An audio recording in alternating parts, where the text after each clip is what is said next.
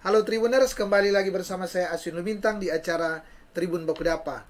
Dan kali ini kita akan berbincang-bincang dengan topik Women in Geoscience Field atau perempuan yang mempelajari ya atau menggeluti terkait dengan ilmu bumi, ilmu Iya. bumi ya, ilmu bumi. Dan untuk itu Tribuner saya sudah mengundang narasumber tentu perempuan dan namanya Pinkan, dan lebih lengkapnya tentu saya akan berikan kesempatan kepada Pinkan untuk memperkenalkan diri sebelum saya mengajak untuk bincang-bincang. Silakan Pinkan. Oke, terima kasih Kak Ya. Aswin.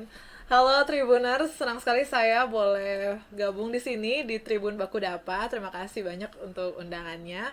Perkenalkan, nama saya Pinkan Angelina Putri Mira, biasa dipanggil Pinkan. Dan saya berusia 22 tahun, baru saja menyelesaikan studi di Teknik Geologi, Fakultas Teknologi, Eksplorasi dan Produksi, Universitas Pertamina Jakarta. Dan puji Tuhan, saya barusan dipercayakan menjadi Wakil 1 Nona Manado tahun 2022. Jadi kami bekerja sama dengan Dinas Pariwisata dan juga pemerintah Kota Manado untuk menjadi perpanjangan tangan pemerintah untuk melaksanakan kegiatan-kegiatan demi pembangunan Kota Manado tentunya. Ya, terima kasih. Ya. Dan Tribuners, demikianlah perkenalan singkat dari Pinkan ya, Nona cantik, Nona Manado, Nona Manado yang mempunyai aktivitas yang menantang ya, yang mungkin di Manado masih sedikit ya, masih sedikit. Iya, Kak. Dan Pinkan saya akan langsung mengajak bincang-bincang terkait Oke. dengan aktivitas atau ilmu yang geoscience ya, geoscience yang digeluti oleh Pinkan. Pinkan kira-kira memang dari sejak sekolah sudah terpikir untuk mengambil jurusan ini, atau ada suatu momentum atau ada suatu hal yang membuat Pinkan memilih mengambil jurusan atau spesifikasi di ini, gimana? Oke, jadi sebenarnya awalnya ini belum pernah dengar gitu tentang ilmu geologi karena memang jarang Di ya Manado didengar banget. Mungkin di Manado sendiri belum ada jurusannya. Mungkin kalau tidak salah ya Kak, sudah ada di Prisma Manado itu yang paling baru. Geologi juga kalau tidak salah begitu, Prisma tapi kalau Prisma di yang di ini iya ya, di Prisma kalau tidak salah belum belum mau buka jurusan geologi begitu, tapi Universitas waktu Prisma ya. iya, tapi tolong koreksi juga Iya ya iya kalau iya salah. kalau Soalnya waktu itu ketemu dengan anak-anak geologi di Manado. Untungnya udah ada, tapi waktu Pinkan SMA memang betul-betul belum ada Kak belum ada jurusan ya. geologi. Jadi belum pernah dengar gitu. Nah, tahu geologi itu waktu SMA. Jadi Pinkan di SMA Kristen Ebenezer. Mungkin ada Tribuners yang anak Eben Iya. atau guru-guru Eben. Jadi di Ebenezer itu kita persiapan olimpiade. Jadi Pinkan diajak untuk ikut olimpiade kebumian begitu, ikut olimpiade kebumian. Salah satu cabang ilmu di dalamnya yaitu ilmu geologi. Geologi. Jadi waktu saya persiapan olimpiade ilmu kebumian ini, wah, tertarik begitu kayak belajar. Tahu kan ketika misalnya kita belajar sesuatu yang kita minati, itu tidak terasa capek atau tidak terasa jenuh sama sekali. Jadi bawaannya pengen belajar terus, pengen gali-gali terus. Jadi itulah yang membuat Pinkan tertarik untuk lanjut gitu Lanjut ya, iya mempelajari ya. ilmu ini lebih detail. Jadi selain SMA belajar ilmu kebumian, terus saya lanjut kuliah di teknik geologi seperti itu. Ya. Pinkan, ini kan di Manado, di universitas di Unstrat, di Unima, kayaknya belum ada ya, belum ada saat ini. Kemudian bagaimana kemudian Pinkan berpikir oh ada di Oh, Universitas oke. Pertamina, kan nggak semua terpikir gitu ini. Oh, oke. Atau memang ada informasi mungkin lewat internet atau gimana kemudian terpikir itu? Nah, jadi karena saya ini anak tunggal Kak. Oh Jadi iya, iya. sebenarnya kalau orang tua bisa sebisa mungkin itu tidak kuliah di luar begitu. Nggak ada Tapi jauh-jauh ya. iya nggak jauh-jauh Kak. Tapi karena di Sulut belum ada waktu itu, jadi harus cari keluar. Keluar, Nah, padahal kalau di Sulut sudah ada, tentunya akan kuliah di Sulut memilih di gitu, Sulut memilih ya, di ya. Sulut. Padahal sorry Kak, mungkin ini Ya, ya. agak cuma pengen singgung sedikit. Di Sulawesi Utara sendiri itu punya potensi geologi, tambang. Torang ada geotermal di Lahendong, Iya, iya. tambang mineral kita sangat maju begitu. Jadi sangat perlu ada Di sih Bolmong ilmu banyak sekali ini. tambang, Iya betul daerah tambang, Kak. Jadi ilmu minut, ini sangihe, iya ya. betul Kak. Jadi ilmu ini sangat menurut Pinkan bagus sih kalau Harusnya dibuka. didorong ya, Harusnya didorong harusnya ada menurut saya ini ya. harus didorong untuk dibuka di Sulawesi Utara begitu. Nah, jadi cari-cari, ternyata jurusan geologi di Indonesia ini sangat sedikit, kalau tidak salah hanya 20-an begitu se-Indonesia. 20-an universitas perguruan tinggi ya. Iya, se-Indonesia 20-an atau mungkin sekarang karena sudah mulai dibuka baru sudah 30-an begitu. Jadi itu, tapi hitungannya itu belum terlalu masif, banyak. iya. Tapi Jadi Pinkan, cari-cari. seberapa penting sih kalau kan saat ini Pinkan sudah mendalami akan ilmu bumi ini ya, ilmu ini ya, kira-kira seberapa penting dia kalau menurut ketika Pinkan pelajari, oh ternyata ini mempelajari bebatuan, tambang dan hal-hal lain mengenai keberadaan bumi ini, seberapa pentingnya? Oke. Sangat penting tentunya ya, karena bumi ini rumah kita, planet yang kita tinggali. Jadi kita harus tahu, kita harus pelajari seluk-beluknya, sedetail-detailnya. Nah, kalau saya sendiri kenapa ke Pertamina, karena memang tiap geologi di Indonesia punya keunikan atau signature-nya masing-masing. Jadi itu ada jurusan geologi, kemudian program studinya ini atau gimana? tergantung univ begitu. Kalau di kami itu lebih ke peminatan aja. Jadi kayak penjurusan, tapi lebih ke, jadi gini, geologi kan luas sekali Kak, luas sekali. Kalau di Universitas Pertamina sendiri itu lebih fokus ke energi, karena baru nama Pertamina gitu. Jadi fokus ke energi, tapi kita membahas seluruh ilmu geologi tetap. Nah, kemudian biasa kalau geologi ada geologi yang lebih fokus ke gunung apian begitu. Jadi istilahnya hard rock, ada geologi yang fokusnya beda-beda. Jadi tiap punya keunikan masing-masing begitu. Jadi itu yang Pinkan lihat, yang saya lihat dan saya cari, ternyata kayaknya di Pertamina ini yang cocok begitu. Dan penting, tentunya sangat penting saya, karena kita harus tahu rumah kita seluk-beluknya seperti bumi apa, ya. Karena luas sekali ilmu bumi itu, mulai dari mitigasi bencana. Kan kita apalagi di Sulut sendiri kan Kak, gampang rawan bencana begitu. Kita banyak gunung api aktif, kita juga di batas level ring of fire. Ini pernah belajar juga ternyata geologi Kak, tahu ring of fire ya kayaknya. Oke, jadi karena gampang gempa begitu, jadi kita perlu tahu bagaimana sih cara-cara untuk menanggulanginya seperti apa, bagaimana kita mempelajari apa sih penyebab dari bencana-bencana ini begitu, atau kayak saat ini kan kita hidup semua butuh energi itu kita dapatkan dari bumi begitu. Jadi bumi ini yang menyediakan energi untuk kita manusia kan. Jadi itu sih pentingnya belajar ilmu bumi kan. Pinkan, saya melihat Pinkan juga mungkin di akhir kuliah atau setelah tamat ini, saya lihat banyak sekali aktivitas di luar. Pertama misalnya Wakil 1 Noni Manado 2022. Kemudian saya baca di ini ada banyak aktivitas terkait dengan lingkungan. Artinya saya melihat bahwa Pinkan mulai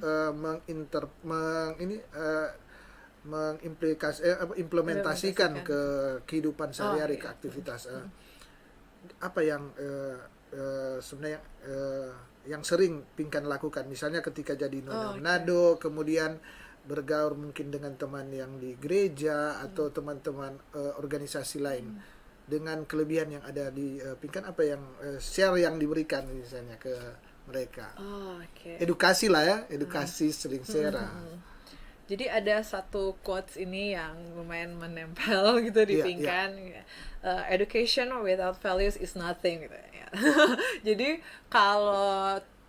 kita itu setinggi apapun ilmu kita, kalau tidak bermanfaat bagi masyarakat, tidak bermanfaat bagi orang lain, itu ya tidak pointless begitu. Apa intinya kita mengambil edukasi begitu. Jadi sebisa mungkin saya berusaha untuk bagaimana ilmu ini bisa bermanfaat gitu buat orang lain. Kayak contohnya pagi ini sebelum ke Tribun, saya diberikan kesempatan oleh Kepala Sekolah PAUD Puspa Manado, Kak Pit Pusung, untuk melakukan earthquake drill atau bagaimana anak-anak kecil, ini masih anak PAUD, bagaimana dorong mesti bagaimana kalau ada tanah goyang gitu. Jadi diajarkan, karena memang sejak usia ini harus diajarkan, jadi melalui edukasi.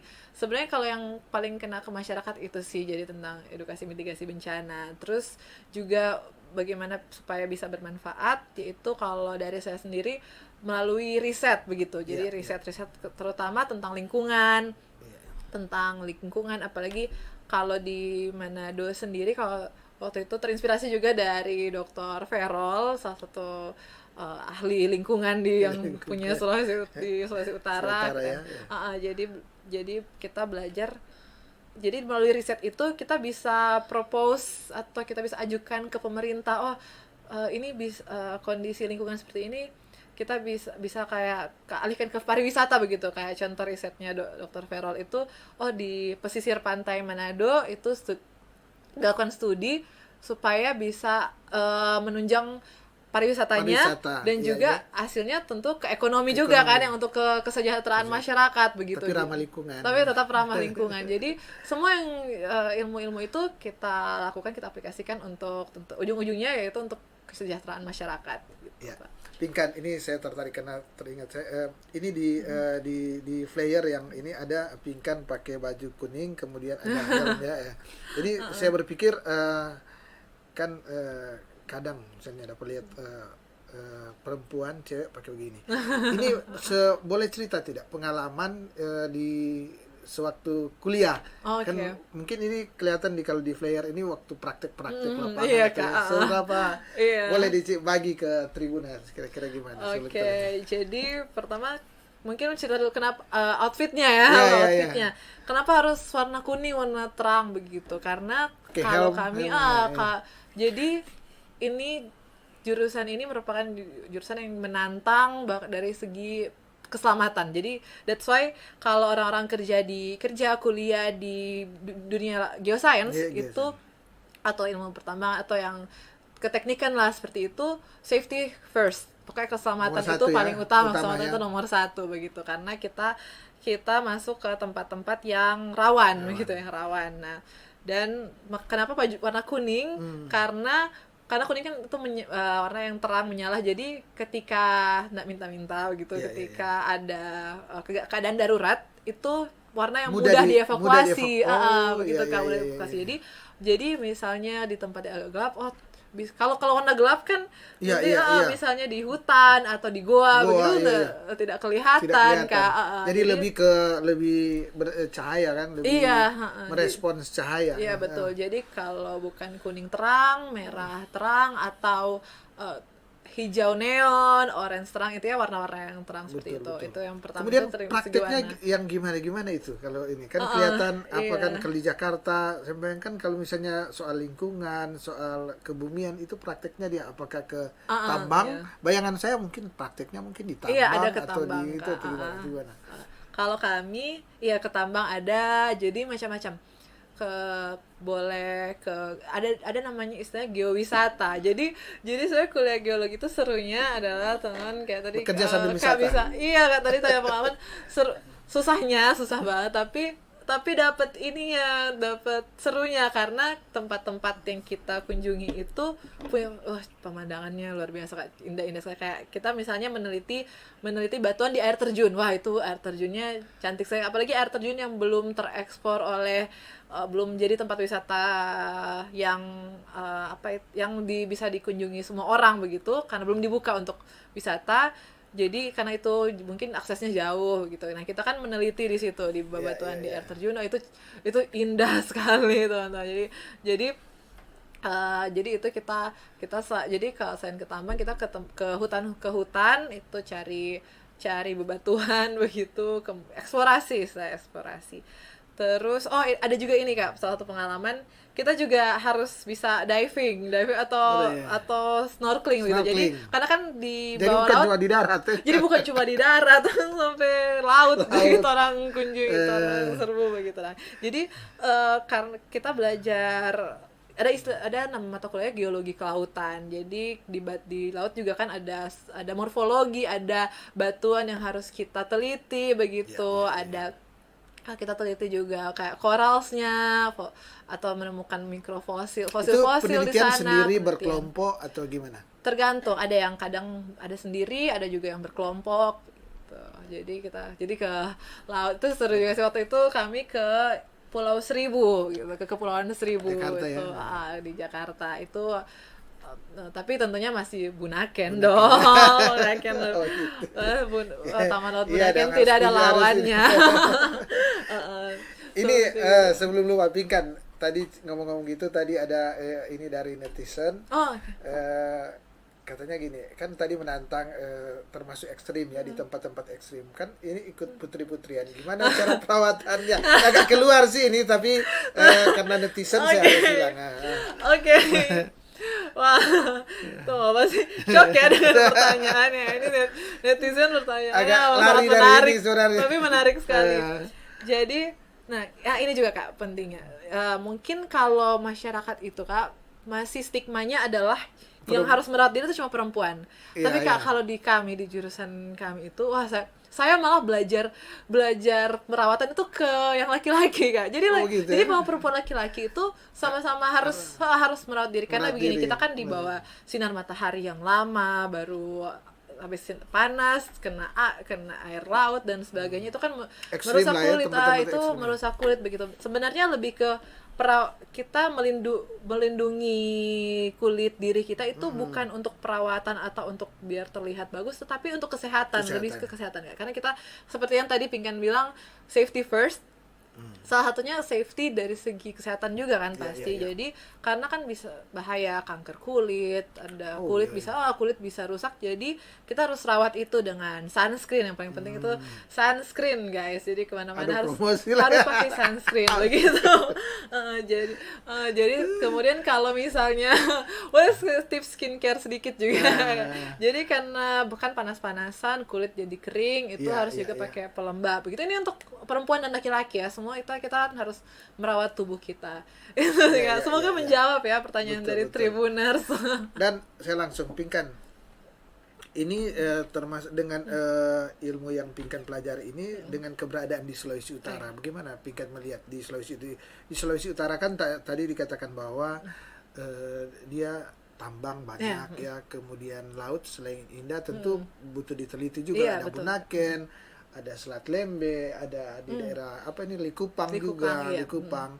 Ini areal-areal wisata sekaligus hal yang mungkin dalam ilmu ilmu bumi ini harus juga kita teliti keberadaannya, karena selain menarik mungkin ada hal-hal yang perlu gimana mungkin Pinkan lebih ini sifatnya mungkin lebih menyarankan atau gimana untuk mengajak kalangan muda terutama perempuan juga ya, gimana?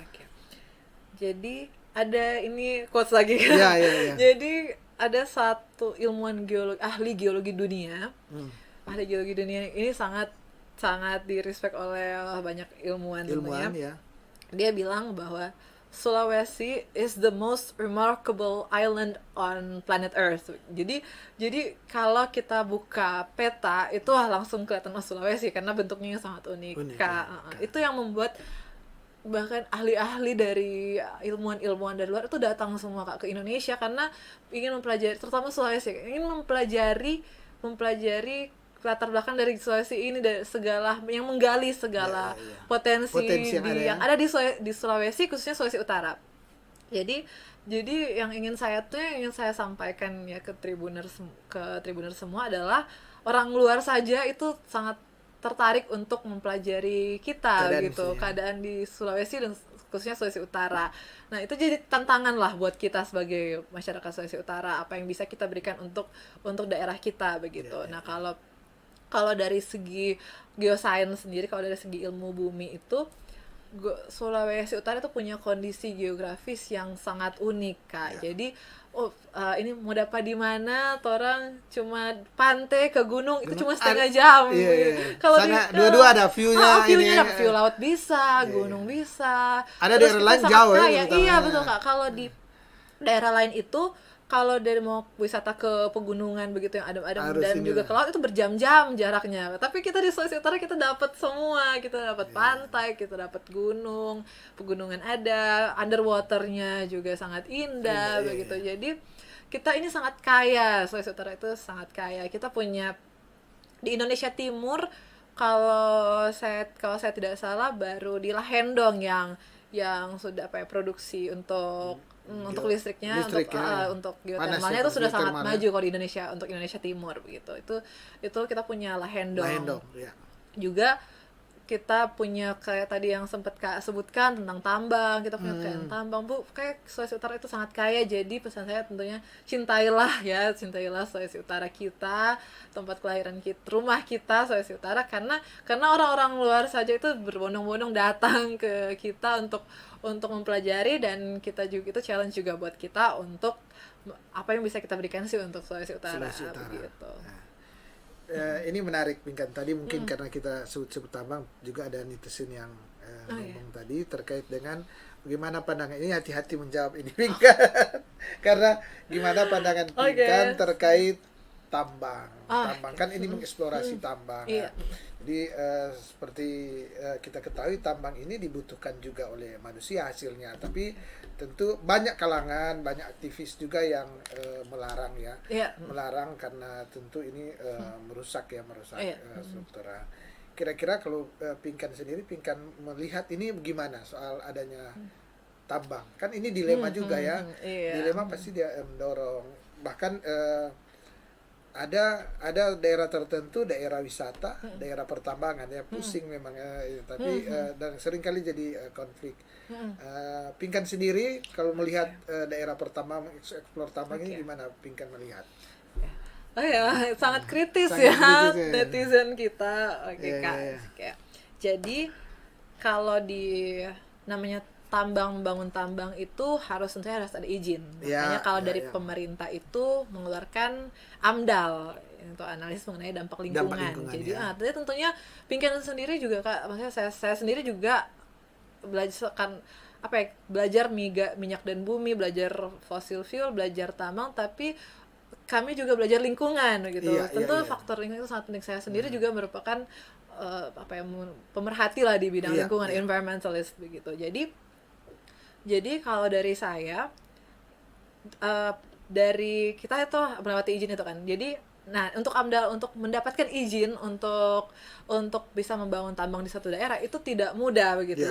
Jadi pemerintah itu bekerja sama dengan betul. Jadi pemerintah itu ada orang-orang di dalam pemerintahan yang ilmuwan-ilmuwan yang juga meneliti apakah bisa diberikan izin atau tidak begitu. Nah, yang parahnya kalau dari saya sering di praktek di lapangan itu sering banyak tambang ilegal. Nah, kalau tambang ilegal ini yang tidak melalui izin, kan mereka sembarangan gitu. Mereka tidak mengikuti.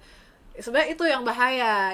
Kalau tambang yang sudah diizinkan, kalau ya ini gue agak gugup ya Kak, jujur ya menjawab ya. Oke, takut. Ini kan belum bukan di putri-putri. Iya, santai. Jadi ini lebih ke personal opinion, pendapat pribadi. Setiap orang kan bisa berpendapat ya. Tapi kalau point of view saya sebagai lulusan masih ke bawah mahasiswa, sebagai lulusan geologi adalah selagi pertambangan tersebut mendapat izin itu sudah melalui pertimbangan yang panjang pasti tidak sembarang.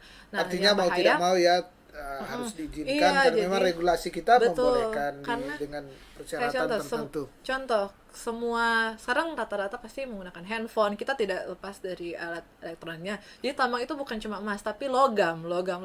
Handphone itu yang kita pakai itu dibuat itu dari mineral logam yang didapat dari tambang begitu. Jadi ada ikutan ya selain ini ada banyak logam-logam yang memang kita butuh. Betul sekali, bukan cuma untuk perhiasan saja, tapi sangat banyak kebutuhan kita sangat. Artinya mau tidak mau harus ini ya. Jadi begini, tambang itu ada untuk provide untuk mencukupi kebutuhan manusia begitu. Bumi ini ada segala sumber daya yang kita punya itu dimanfaatkan. Jadi bukan eksploitasi, tetapi kita jangan sampai eksploitasi, tapi kita gunakan apa yang bumi berikan untuk kita, tentunya dengan secara bertanggung jawab begitu. Sebenarnya yang bahaya itu yang tambang ilegal sih Kak, kalau menurut saya. Jadi karena tambang ilegal sembarangan, mereka sembarang mengeruk tanpa pasti sorry to say money oriented, kayak berorientasi kepada kepentingan pribadi begitu. Jadi sedangkan kalau tambang yang berizin itu pasti orientasinya adalah pasti pemerintah itu akan tanyakan harus ada istilahnya kembali ke rakyat begitu, karena tambang ini kan ini sumber daya alam, ini milik masyarakat, itu milik semua, bukan milik pemerintah, bukan milik industri, tapi itu jadi harus ada dampaknya ke masyarakat, harus bermanfaat ke masyarakat begitu sih pada saya. Pinkan, bagaimana pendapat Pinkan terkait dengan giat-giat aktivis lingkungan? Menyetujui atau gimana? Giat-giat yang Giat kan aktivis lingkungan kadang mereka ikut memantau, iya, melihat akan pertambangan, kemudian betul. memberikan pernyataan-pernyataan yang kritis. Gimana Pinkan melihat itu? Oh, oke. Jadi saya percaya bahwa semua orang itu punya kebebasan berpendapat gitu. Tapi Ya. tentunya kebebasan itu tidak boleh kita sembarang gunakan, tetap berpendapat secara bertanggung jawab juga. Nah, kalau semua jujur saya tentunya sebagai seseorang juga yang apa ya, bisa dibilang aktivis lingkungan, itu tentunya senang sekali kalau Ada ternyata banyak orang-orang yang yang mulai kritis ya. yang kritis terhadap lingkungan, karena kita harus Harus kita tidak kritis boleh ya. memang harus Ya. harus kritis dari segi apapun itu, dari politik, kita harus melek politik, ekonomi dan sebagainya, bahkan terutama juga lingkungan begitu. Jadi senang sekali sih Kak, Ya, kalau ya, ada orang-orang yang ternyata punya concern yang sama dengan Pink, kan punya ini apa ya, kayak istilahnya sesuatu yang tujuan yang sama lah, sama-sama kita sama-sama ingin melindungi bumi kita begitu. Jadi itu sih. Ya, ini waktu kita emang terbatas ya, tapi saya ingin bertanya, mungkin ini terakhir ya, terkait dengan ini kan ada kenaikan BBM. Ini Iya. tidak terkait secara langsung ya, tapi Iya. saya baca-baca karena ini ada kenaikan BBM. Oh ternyata katanya salah satu faktor pemicu sehingga sekarang juga ada resesi dunia adalah karena sekarang ada kan bebatuan apa fosil-fosil ini, fosil-fosil inilah yang menghasilkan bahan bakar minyak. Iya.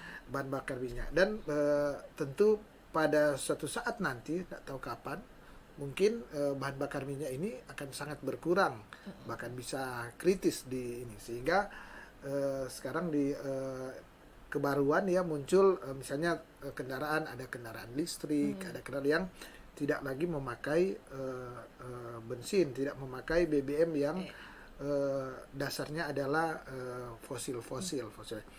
Katanya ini juga yang membuat sekarang ini jadi dilema. Jadi pengembangan terkait dengan BBM ini tidak lagi dalam karena banyak sekali sekarang yang fokus ke listrik ini. Ada yang berpendapat demikian. Nah, tapi saya ingin tanya, kira-kira gimana? Apakah sejauh pengetahuan dari Pinkan, apakah kita memang harus beralih dari bahan bakar fosil ini ke yang terbarukan, atau masih cukup lama atau gimana?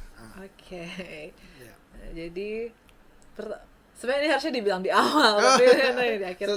Oh, bukan, maksudnya ini yang bikin sampaikan sekarang.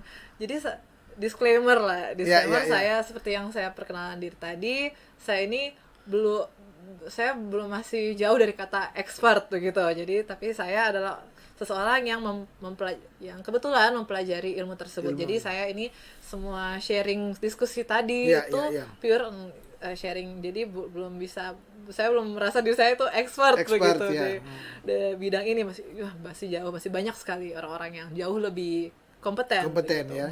Tapi saya belajar gitu. Jadi itu pentingnya kita edukasi diri terus, edukasi diri, termasuk terkait isu ini. Jadi walaupun kita bukan spesifik belajar tentang ilmu kebumian, tapi saya rasa semua masyarakat itu perlu mengedukasi diri, terutama yang terkait dengan isu-isu hangat seperti ini, kenaikan BBM. Jadi, kemudian muncul banyak isu liar kan ya. Iya, betul. Ini bahwa, betul. Jadi kita perlu mengedukasi diri kita agar tidak terbawa dengan orang-orang yang akan menggiring opini begitu. Jadi hoax yang muncul begitu. Jadi ada satu isu tiba-tiba karena ini banyak hoax begitu. Jadi Tribuners, ayo kita edukasi diri terkait bahkan sekarang gampang ya Kak ya, mau research tinggal googling gitu, sudah ada segala ilmu sudah ada di tangan cepat, kita. Iya gitu. Jadi pertama itu yang ingin saya sampaikan kepada Tribuners. Kemudian kalau pendapat saya terkait ini adalah sebenarnya cadangan migas dunia itu masih banyak sekali. Bahkan di Indonesia kalau kita belajar tentang cekungan migas di Indonesia masih banyak sekali stoknya begitu. Tetapi tidak bisa sembarangan explore ya. Diproduksi begitu. Diproduksi. Jadi untuk cadangan, tapi saat ini makanya ilmu pengetahuan terus berkembang, terus menerus berkembang. Bahkan saat ini yang sedang kita kembangkan selain di energi terbarukan itu bagaimana supaya bahan bakar fosil itu tetap bisa digunakan tapi menjadi ramah lingkungan. Oh, iya. Itu kayak ada istilahnya carbon capture storage dan sebagainya, tapi terlalu ini tidak perlu terlalu teknis ke sana. Intinya ilmuwan, para kami geosaintis atau ilmuwan dari segala bidang pemerintah, itu kita semua kerja bersama, bersinergi untuk mencari solusi yang terbaik gimana kita bisa dapat energinya, dapat konservasi lingkungan juga tetap kita utamakan begitu. Jadi itu riset dan teknologi terus berkembang. Nah, kalau untuk energi terbarukan sebenarnya di Indonesia sudah mulai, saya sudah didorong terus, bahkan dari BUMN, dari segala, dari industri itu terus menerus mendorong, mengencarkan. Tapi banyak challenge-nya kalau di saya masih hati-hati ya, ini kan ini isu hangat ya, isu hangat isu baru. Jadi kalau betul tadi Kak bilang kalau di luar negeri itu di Eropa Iya. itu sudah Familiar bergantung ya pada dengan hampir full ini sih, kalau tidak salah terakhir saya baca itu mereka sudah hampir beralih full, tapi tetap masih ada fosil itu ke ini, maju sekali ininya mereka energi terbarukan, renewable energy. Jadi mereka memanfaatkan angin, matahari, arus laut dan lain sebagainya. Nah, untuk sekarang di Indonesia tenang, tetap ada orang-orang meriset tentang itu. Kalau saya waktu itu bersama tim, kami mendapat dana hibah dari kementerian untuk riset tentang pengembangan energi arus laut di Indonesia Timur begitu. Jadi bagaimana kita konversi arus laut menjadi listrik begitu. Nah, tapi saat ini masih on arus laut menjadi listrik ya? Iya, begitu. Jadi bagaimana arus laut menjadi tenaga penggerak aja untuk menghasilkan listrik ya? Iya, begitu. Nah, jadi saat ini makanya ini dan sudah mulai mau diimplementasikan, tapi kan tidak bisa langsung begitu. Jadi secara artinya Indonesia juga sudah memulai ya, jadi perlahan kita seperti tadi yang Kak bilang sudah mulai beralih ke mobil listrik dan sebagainya. Nah, sumber listriknya ini kan juga masih untuk saat ini sebagian besar masih dari bahan bakar fosil kan, belum. Iya. Nah, sekarang di energi terbarukan nggak usah jauh-jauh, di Lahen doang kita ada begitu, geothermal. Jadi perlahan-lahan, tidak bisa langsung besok sedang kita, menuju manusia sedang menuju ke sana ya, betul. energi terbarukan ya. Nah, jadi mungkin siapa tahu ada yang dari penonton punya ide-ide, silakan dieksplor ya untuk ini. Nah, dan tentunya untuk kenaikan bahan bakar sendiri itu berdampak lah untuk semua orang pasti ya. Dan ada banyak faktor di belakang itu, bukan hanya tentang tadi ketersediaan, pasokan begitu. Jadi bukan karena semua langka kemudian naik begitu, enggak. Tenang, tidak. Tapi tentunya ada banyak sekali faktor yang mendorong hal tersebut untuk terjadi. Seperti itu sih Kak yang bisa saya sampaikan. Saya dapat informasi bahwa naik ya karena memang kita juga ternyata walaupun penghasil minyak ternyata kalau tidak salah ya di ini kita masih import juga ya. Masih import juga. Saya ingin tanya kenapa apakah ahli-ahli kita atau teknologi kita belum mumpuni untuk menghasilkan minyak yang ini? Kenapa masih import ya? Kira-kira gimana itu? Jadi dulu kalau bisa ada dulu ada masa, saya lupa tahun berapa, tapi 90-an 80-an itu Indonesia eksportir begitu. Nah, tapi kita sebenarnya banyak teknologi sudah mumpuni, cadangan banyak, tapi populasi naik terus kan. Jadi populasi manusia ya. Iya, apalagi jumlah masyarakat Indonesia ketiga atau keempat terbanyak sedunia kan, tidak salah terakhir keempat, mohon dikoreksi kalau salah. Salah satu yang negara dengan populasi terbesar di dunia begitu, nomor 3 atau nomor 4 gitu. Jadi populasi naik terus, sedangkan ketersediaan kita turun, jadi turun perlahan jumlah masyarakatnya naik, jadi semakin banyak masyarakat yang ya jadi grafiknya itu kayak Ini ya. berlawanan begitu. Berlawanan. Jadi produksi kita yang sebenarnya tidak turun-turun, cuman mungkin stagnan begitu atau turun sedikit, tapi populasi naik bukan artinya populasi sih, kebutuhan semakin naik. Jadi mungkin dulu di tahun 90-an kebutuhan lebih banyak ya, lebih cepat naik ya mungkin Kak boleh lengkapi karena saya belum lahir ya, kalau 90-an itu belum lahir. Kalau mungkin tahun 80-an 90-an bahan bakar itu digunakan mungkin lebih ke apa ya, di mobil saja mobil, gitu. Tapi sekarang kan teknologi berkembang, bahan bakar juga semakin kita kebutuhannya semakin tinggi gitu. Jadi kebutuhan semakin tinggi, akhirnya kita harus import begitu. Artinya ini lebih ke banyak aspek ya yang mempengaruhi, bukan hanya soal cadangan kita yang berkurang, tapi memang pertumbuhan perkembangan populasi kita lumayan cepat. Kemudian teknologi tidak bisa ngikut secepat itu kan, dan tentu Tribuners ada faktor-faktor lain yang biasanya terkait dengan misalnya kenaikan bahan bakar ini. Banyak faktor lah yang ada faktor politiknya, faktor ekonominya, belum faktor misalnya dolar. Katanya kalau dolar naik ya kita ikut intinya kita ngikut pasar dunia ya. Betul, karena di perdagangan internasional kan itu ada kesepakatan sehingga misalnya ada kenaikan segitu ya, tentu mau tidak mau pemerintah Indonesia harus merespons ya dengan keberadaan. Dan Tribuners tentu banyak hal lagi yang ingin saya tanyakan ke Pinkan, tapi waktu memang yang membatasi bincang-bincang ini. Katanya kita sudah kurang lebih 35 menit kita bincang-bincang. Dan seperti biasa, sebelum saya menutup bincang-bincang ini, saya berikan kesempatan ke Pinkan, ada closing statement, bisa berupa saran, pendapat, atau simpulan dari bincang-bincang kita ini. Silakan. Oke, halo Tribuners, terima kasih sudah menonton. Tentunya saya berharap semoga diskusi kita tadi boleh menginspirasi rekan-rekan semua. Dan mungkin hanya sedikit mengulang yang tadi, bahwa kita sebagai mungkin audiensnya ini ya bukan hanya warga Sulawesi Utara, tapi warga Indonesia, masyarakat Indonesia begitu. Jadi mari kita cintai tanah air kita, Indonesia, Sulawesi Utara, dan kita bisa berkontribusi dari segi apapun begitu. Bukan hanya kalau saya, karena bidang saya di geoscience, jadi saya berusaha berkontribusi lewat ilmu yang saya dapatkan. Kemudian rekan-rekan semua juga, mari kita berkontribusi membangun bangsa kita sesuai dengan bidang kita masing-masing.